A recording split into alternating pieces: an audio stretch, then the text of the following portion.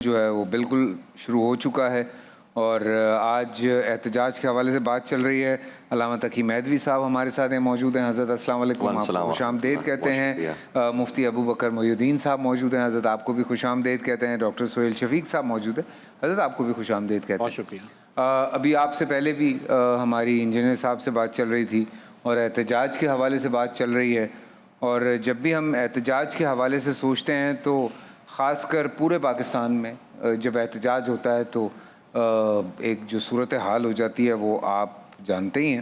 لیکن میرا جو ایک سوال ہے، ہم چونکہ ایک اسلام کے دائرے میں رہتے ہوئے ہم چاہتے ہیں کہ اس بات کو آگے پہنچایا جائے، تو اگر کوئی احتجاج کا رائٹ ہے ہمارے پاس، پروٹیسٹ کا بالکل ہے، آپ کے پاس بھی ہے، میرے پاس بھی ہے، ہم اپنا احتجاج ریکارڈ کروا سکتے ہیں، تو اگر ہم کوئی احتجاج کرنا چاہتے ہیں تو ان کی کیا شرائط ہونی چاہیے، یا کسی بھی مسئلے پر پہلے دن ہی احتجاج کیا جا سکتا ہے؟ بسم اللہ الرحمن الرحیم۔ دیکھیں، اتنا سیریس میٹر ہے اور اتنا حساس میٹر ہے کہ اس بارے میں ہمیں چاہیے کہ بچپن ہی سے بچوں کو تربیت کریں کہ اتفاق کرنا کوئی کمال کی بات نہیں ہے۔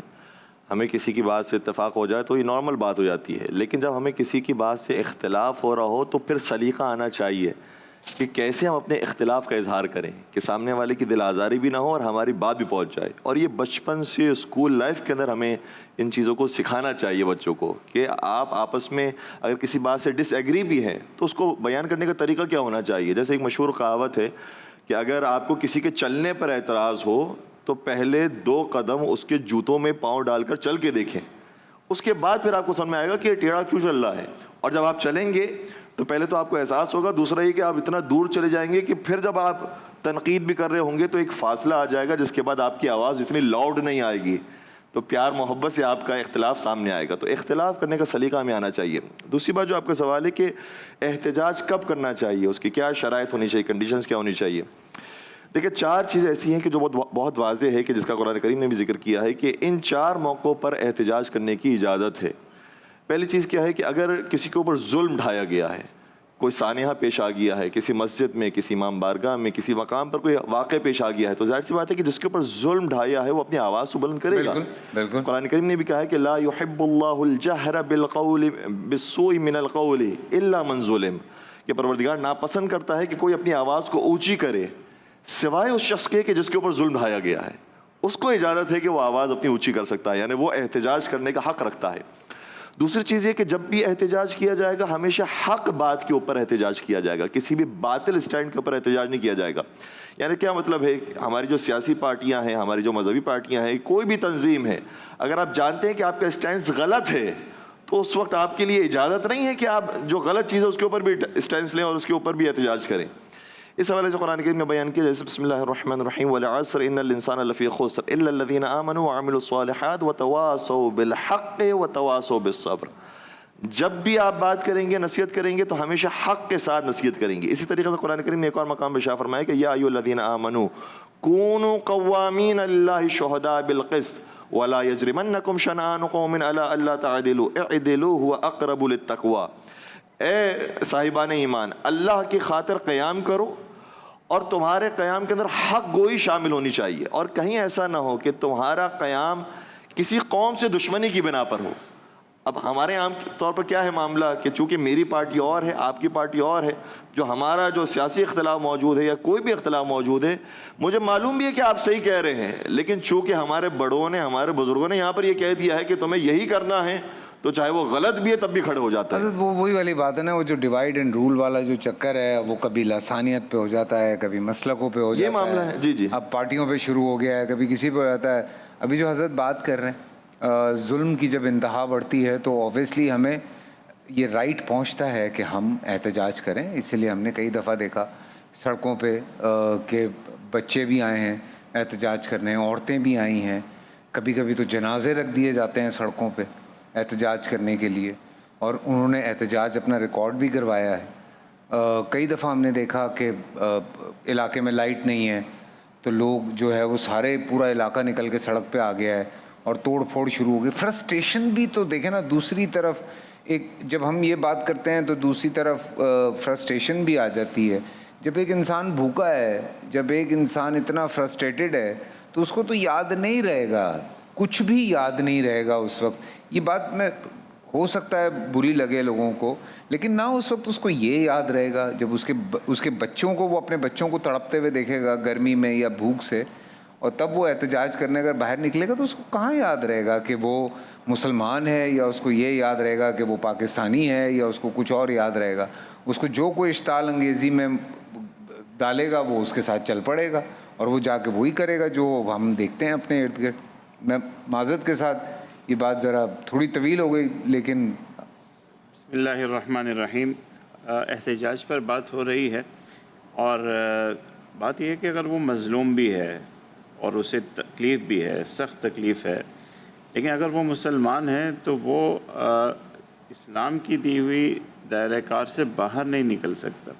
اور اللہ کے رسول صلی اللہ علیہ وسلم نے فرمایا المظلوم لا یظلم.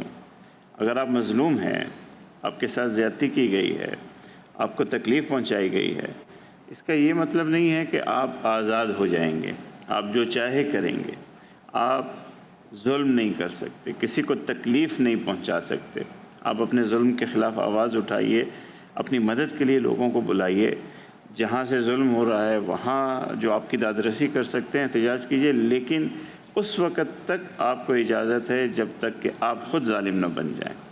یہ تاثر جو ہے کہ اگر آپ کو ظلم کر دیا گیا ہے، یا آپ بہت زیادہ غصے میں ہیں، یا آپ بہت زیادہ پریشان ہیں، زیادتی ہوئی ہے، تو اب آپ کسی کی گاڑی جلانے کا حق آپ کو مل جائے گا، کسی کا گھر جلانے کا حق مل جائے گا، راستہ روک کر کے کسی کی جان، ایمبولینس جا رہی ہے، کسی کی جان لینے کا آپ کو حق مل جائے گا. یہ حق آپ کو نہیں مل سکتا کسی صورت. کوئی معاشرہ آپ کو نہیں دیتا اور شریعت بھی آپ کو نہیں دیتی. یہ جو جنازے رکھتے ہیں یہ جائز ہے اسلام؟ دیکھیے بہت سے چیزیں ایسی ہیں جو اب جو بے گناہ مارے جاتے ہیں بیچارے، ان کے جنازے لوگ رکھ دیتے ہیں سڑکوں پہ. یہ ایک رسم سی ایک بن گئی ہے، ایک طریقہ کار بن گیا ہے، مگر اس میں ان جنازوں کے لیے بھی ایک بے حرمتی کا پہلو ہے کہ انہیں یوں لا کر کے سڑک پر رکھ دینا. انہیں تکلیف ہوتی ہے، اور وہ شریعت چاہتے ہیں نا کہ انہیں انصاف ملے، تو کس طرح سے وہ اس انصاف کے لیے آواز اس معاملے میں گورنمنٹ کو بھی تھوڑا حساس ہونا چاہیے.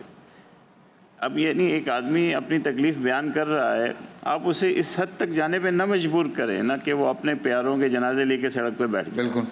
آپ اس کی بات پہلے مرحلے پہ سن لیں. جب آپ تک آواز پہنچی ہے ایک مظلوم کی، آپ بالکل انیشل اسٹیج پہ اس کی بات سن لیں اور اس کا مسئلہ حل کر دیں. بعد میں بھی تو جا کے کرتے ہیں. لوگوں کی گاڑیاں، گھر اور کیا کیا تکلیفیں ہونے کے بعد بھی تو آخر کوئی نہ کوئی جاتا ہے اور ان کی بات کو سنتا ہی ہے. مجھے لگتا ہے، دیکھیں نا، سوری میں آپ کی بات کاٹ رہا ہوں، لیکن وہ جو فرسٹریشن ہے، اب ظاہر سی بات ہے اس بیچارے کے گھر پہ لائٹ نہیں ہے، 4 دن ہو گئے لائٹ نہیں ہے، کھانے کے لیے پیسہ نہیں ہے، اور وہ ایک چیز ہے جو اگر وہ اس لائٹ سے، پنکھا اس کے گھر کا چل رہا ہے، ہم کون سا کہہ رہے ہیں کہ اس کے گھر پہ اے سی چل رہا ہے، پنکھا چل رہا ہے، اور وہ پریشانیاں اس کو نہیں فیس کرنی پڑ رہی جو وہ نارمل دنوں میں کرتا ہے، اور تو وہ کب تک برداشت کرے گا؟ آپ ایک اسپرنگ کو ایک حد تک دبا سکتے ہیں نا، اس کے بعد جب آپ ہٹائیں گے پاؤں تو وہ تو پھر رسپونڈ کرے گا. تو یہ والی چیز بھی تو ہے نا اس کے ساتھ. یہ چیزیں قوم کے جو رہنما ہوتے ہیں انہیں چاہیے ہوتا ہے کہ وہ صحیح رہنمائی کرے. ہمارے یہاں بدقسمتی یہ ہے کہ کوئی رہنمائی نہیں ملا، نوجوانوں کو کوئی رہنمائی نہیں ملا. اب یہ چیزوں کا حل یہ نہیں ہے کہ آپ احتجاج ہی کرتے رہیں، یہ چیزوں کا حل یہ ہے کہ آپ چینج لے کر آئیں. آخر تو نظام آپ کے ہاتھ میں ہے، آخر تو اس ملک کا نظام ووٹ کے ذریعے آپ کے ہاتھ میں ہے. کب تک آپ احتجاج کرتے رہیں گے، کب تک سڑکوں پہ بیٹھے رہیں گے؟ لیکن جب چینج کرنے کا وقت آتا ہے، جب آپ ووٹ کے بارے میں سنجیدہ نہیں ہوتے، ملتا ہے وہ جب تک وہ لوگ توڑ پھوڑ نہیں کر لیتے، چیزیں نہیں کر لیتے، تب تک کہاں رسپونڈ آتا ہے. سر آپ کو بھی پتہ ہی ہے اس بات کا. بے حسی ضرور ہے جانبین سے، لیکن آخر تو ہمارا یہ پیارا وطن ہے، اس سے کسی اچھی ڈگر پہ لے کر چلنا ہے ہمیں، کسی اچھی جگہ. کب تک ہم یہ احتجاج، یہ جلاؤ، یہ گھراؤ، یہ سڑکیں بند، یہ دھرنے، کب تک ہم یہ دیکھتے رہیں گے؟ اور کسی اچھے معاشرے کا یہ چہرہ نہیں ہوتا، کسی اچھے پڑھے لکھے معاشرے کا یہ چہرہ نہیں ہوتا.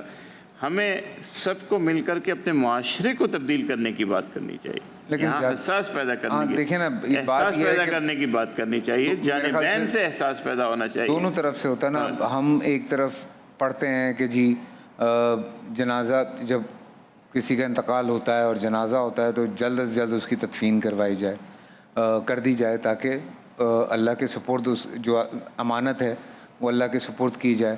ڈاکٹر صاحب لیکن وہیں پہ لوگ کئی دفعہ یہ بھی ہوا ہے کہ 2 دن جنازے جو ہیں وہ سڑکوں پہ رہیں اور وہ بیچارے روتے رہیں، چیخیں مارتے رہیں، کوئی رسپانس نہیں آ رہا، اور پھر جا کے کہیں وہ بات اوپر تک گئی۔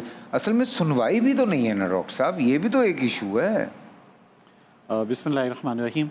یہ بات بالکل آپ کے درست ہے کہ بعض اوقات صورتحال اتنی نازک ہوتی ہے کہ کئی دن گزر جاتے ہیں اور معاملہ انتہا تک پہنچ جاتا ہے اور اس پر کوئی رسپانس حکومت کی طرف سے نہیں آتا۔ پہلی بات تو میں یہ کہوں گا کہ انسانی معاشروں کو اگر دیکھا جائے تو احتجاج، دھرنے، مظاہرے، یہ ظلم کے خلاف، حق تلفی کے خلاف احتجاج کا ہمیشہ سے ایک مؤثر ذریعہ رہے ہیں۔ انقلاب فرانس ہو یا انقلاب روس ہو یا امریکہ کی سول رائٹس موومنٹ ہو یا حال ہی میں ماضی قریب میں عرب اسپرنگ، عرب بہار کا جو سلسلہ چلا، تو یہ تو معاشروں کی ایک روایت ہے اور اسلام چونکہ ایک دین فطرت ہے لہٰذا اسلام نے اس سے انکار نہیں کیا ہے، حق دیا ہے کہ اگر کسی کے ساتھ حق تلفی ہوتی ہے، ظلم ہوتا ہے تو وہ اس پر اپنی آواز بلند کر سکتا ہے، اور اس کا ایک پہلو سیاسی ہونے کے ساتھ ساتھ شرعی اور اخلاقی بھی ہے۔ ہماری اسلامی تاریخ میں کوئی اس طرح کی چیز آپ کو ملتی ہے کہیں؟ کوئی اسلامی تاریخ میں اس کی کئی مثالیں موجود ہیں۔ حضرت امام حسین رضی اللہ عنہ کا ظلم کے خلاف، جبر کے خلاف احتجاج کرنا، کھڑے ہو جانا، آواز کو بلند کرنا، یہ ایک بہت بڑی مثال ہے، اور آگے آپ آئیں تو تاریخ میں ہمیں کئی مثالیں ملتی ہیں، کیونکہ یہ ایک دینی اور شرعی فریضہ بھی ہے۔ امر بالمعروف و نہی عن المنکر کے تحت آتا ہے۔ نبی کریم صلی اللہ علیہ وسلم کا ارشاد گرامی ہے، من رعا منکم منکرن فلیغیر بیدیہ، کہ تم میں سے جب کوئی برائی کو دیکھے تو اپنے ہاتھ سے اسے روک دے، ہاتھ سے ممکن نہ ہو تو اپنی زبان سے، اور اس سے ممکن نہ ہو تو پھر کم از کم دل میں اس کو برا جانے کہ یہ کم از کم ایمان کا درجہ ہے۔ لیکن اصل چیز یہ ہے کہ جس طرح اسلام نے جنگ اور امن کے اصول بتائے ہیں، میدان جہاد تک میں اگر آپ کو اسلام اس بات کا پابند کر رہا ہے کہ آپ اپنی ذاتی انا کی بنیاد پر کسی پر حملہ آور نہیں ہوں گے، کسی خاتون پر ہاتھ نہیں اٹھائیں گے، کسی بچے کو تکلیف نہیں دیں گے، کھیتیوں کو نہیں جلائیں گے، تو جو اسلام آپ کو میدان جہاد تک میں پابند کر رہا ہے تو وہ عام زندگی میں آپ کو کھلا کیسے چھوڑ سکتا ہے، ہر بات کی اجازت کیسے دے سکتا ہے؟ یہ جنازہ رکھنا یا یہ اس طرح کی چیز کہاں سے، یہ کلچرلی کچھ ہمارا وہ ہے؟ اصل میں وہی بات ہے نا کہ جو آپ نے بیان فرمائی کہ جب سنوائی نہیں ہوگی تو کوئی ایسا راستہ اختیار کریں، اور دوسری طرف سے شریعت نے بھی پابند کیا ہے کہ ہم کسی کے املاک کو نقصان نہیں پہنچا سکتے، کوئی جلاؤ گھراؤ نہیں کر سکتے، تو پھر ایک ہی چیز بچے گی، اپنی ہی چیز سامنے لا کے رکھ دیں کہ بھائی یہی ہمارے پاس ہے، اب اس کے بعد اگر تمہیں غیرت نہیں آتی تو اب کس کے بعد آئے گی غیرت؟ تو اور کوئی چارہ نہیں بچ جاتا۔ اس لیے وہ بھی مجبور ہیں کہ ایک گھر کے اندر جو ہے وہ 5 جنازے ایک ساتھ آ رہے ہیں، بھائی بھی مر گیا، بچے بھی مر گئے، تو ایک قیامت برپا ہو جاتی ہے۔ تو اس کے بعد اگر شریعت کے اندر رہ کر کوئی کام کر سکتا ہے تو وہ بیچارہ یہی کر سکتا ہے۔ اور ابھی بھائی نے جو مثال دی امام حسین علیہ السلام کی، بہت بہترین مثال ہے احتجاج کی، کہ جب ظالم حکمران بھی ہے اور بات ماننے کے لیے تیار نہیں ہے تو آپ نے کوئی ایسا اقدام نہیں کیا کہ جس کے اندر کسی کے املاک کو کوئی نقصان پہنچا ہو، اور آپ نے بیان فرمایا کہ انی لم اخرج اشرا ولا بطرا ولا ظالما ولا مفسدا، میں جو نکل رہا ہوں مدینہ سے کسی کے اوپر ظلم کرنے کے لیے، کوئی فتنہ فساد کرنے کے لیے نہیں نکلتا، بل خرجت لطلب الاصلاح لامت جدی، بلکہ میں چاہتا ہوں کہ اپنی امت کے اندر، اپنے نانا کی امت کے اندر اصلاح قائم کرو۔ اللہ۔ اور اس کے بعد بھی جب آپ کربلا پہنچے ہیں تو کربلا میں بھی آپ نے زمین خریدی ہے، اور وہاں پر یہ بتایا ہے کہ یہ میری زمین ہے، میری جائیداد ہے، اس کے اوپر تم نے تجاوز کیا ہے۔ تو اتنا پیارا انداز ہمیں سکھایا ہے احتجاج کا۔ البتہ یہ کہ ظاہر سی بات ہے کہ آپ کو پھر بھی حق نہیں دیا گیا، آپ کو شہید کر دیا گیا، لیکن کم از کم اتنا طے ہو گیا کہ حق کا راستہ حسینیوں کا راستہ ہے اور جو باطل کا راستہ ہے وہ یزیدیوں کا راستہ ہے۔ احتجاج کے حوالے سے یہ بنیادی بات سمجھنے کی ہے کہ احتجاج کا بنیادی مقصد یہ ہوتا ہے کہ اصلاح کی جائے صورت حال کی، اور قیام امن ہو، حقوق کی ادائیگی ہو۔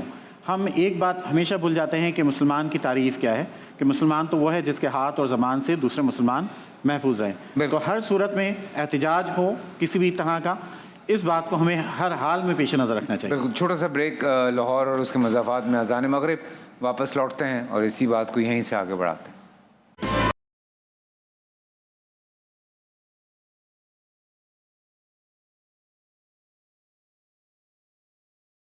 सरकार